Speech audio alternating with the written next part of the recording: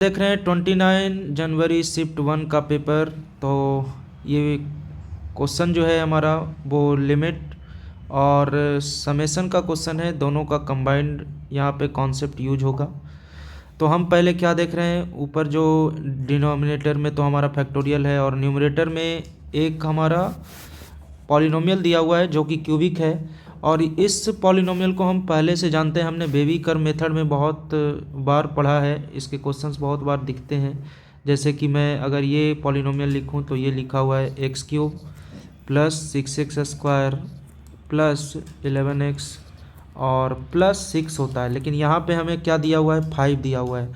तो इसका फैक्टराइजेशन आपको पहले से पता होगा, क्योंकि आपने बहुत बार इस टाइप का क्वेश्चन फैक्टराइजेशन के लिए देखा होगा। तो इसका फैक्टराइजेशन जो होता है जनरली वो x+1 होता है इंटू x+2 इंटू x+3 होता है इसका फैक्टराइजेशन।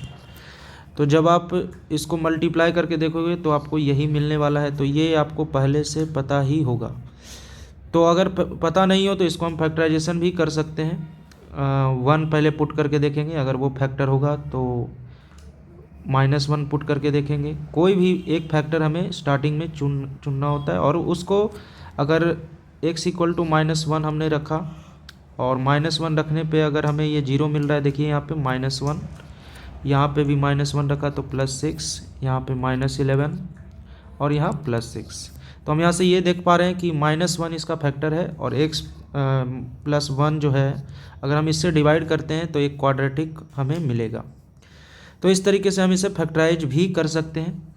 तो ये ऊपर वाले पॉलिनोमियल जो दिख रहा है हमारा k³ + 6k² + 11k + 6 होता है, उसका फैक्टराइजेशन ये होता है। तो हम पहले 5 को +6 बनाएंगे, तो इसे हम इस तरीके से लिख लेते हैं, limit n tends to infinity summation k = 1 से लेके n तक है। और ये जो k³ लिखा हुआ है उसे हम लिख लेंगे k³ + 6k² + 11k + 6 - 1, क्योंकि हमें फैक्टराइजेशन इस फॉर्म में ही पता है, इसीलिए हम इस फॉर्म में इसे लाने की कोशिश कर रहे हैं। 5 को हमने 6 - 1 लिख लिया और k+3 फैक्टोरियल को जैसा है वैसे ही रखेंगे। उसके बाद हम इसे, अभी हमने देखा कि इसका फैक्टराइजेशन ये होता है, तो limit n tends to infinity summation k = 1 से लेके n तक, और ये k+1 into k+2 into k+3 -1 upon k+3 का फैक्टोरियल। तो ये हमने फैक्टराइज कर लिया।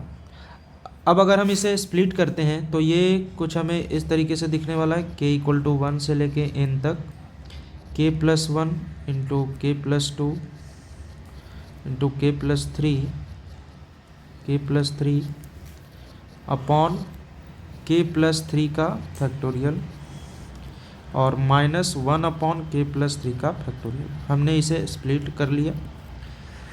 अब हम आगे क्या देख रहे हैं कि नीचे k+3 फैक्टोरियल है और ऊपर k+3 है। अगर हम k+3 फैक्टोरियल को ब्रेक करें तो हमें ये कुछ इस तरीके से फिर दिखेगा, k = 1 से लेके n तक, लिमिट वही है n टेंड्स टू इन्फिनिटी, यहाँ भी लिमिट वही है n टेंड्स टू इन्फिनिटी। तो k+3 फैक्टोरियल को आप क्या लिख सकते हैं, इसको लिख सकते हैं आप k+3 इंटू k+2 इंटू एक एक कम होते जाएगा k+1 और इंटू k फैक्टोरियल। तो इस तरीके से हम k+3 फैक्टोरियल को लिख सकते हैं। अब ये सारी चीज़ें जो न्यूमरेटर में दिख रही थी वो इससे ये कैंसिल हो गया, इससे ये कैंसिल हो गया, तो बचा क्या हमारे पास 1/k factorial -1 upon k+3 factorial.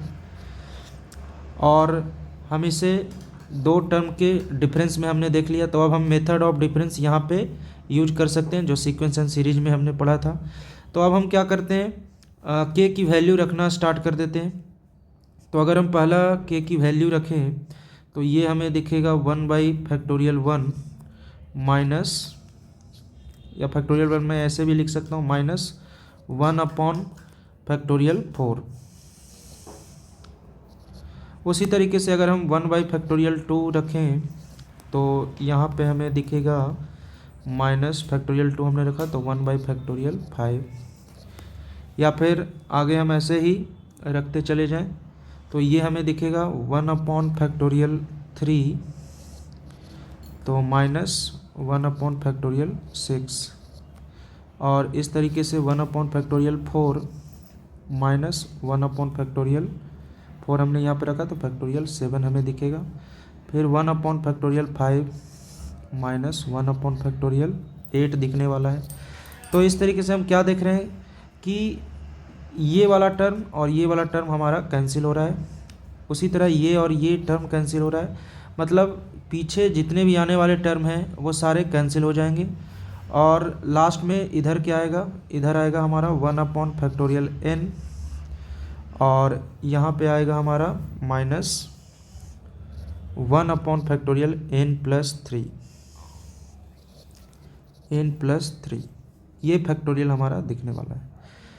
तो ये सारी चीज़ें यहाँ पे कैंसिल हो जाएगी, ये भी कैंसिल आउट हो जाएगा, ये आने वाले टर्म से सब कैंसिल आउट हो जाएगा।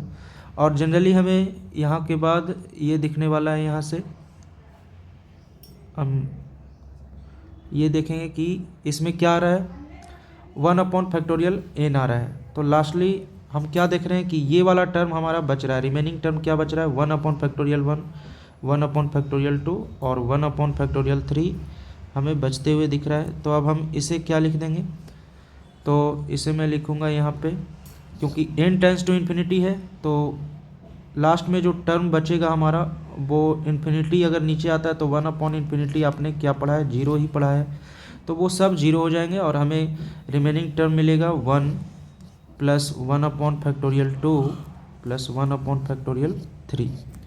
तो ये रिमेनिंग टर्म हमारा बचेगा।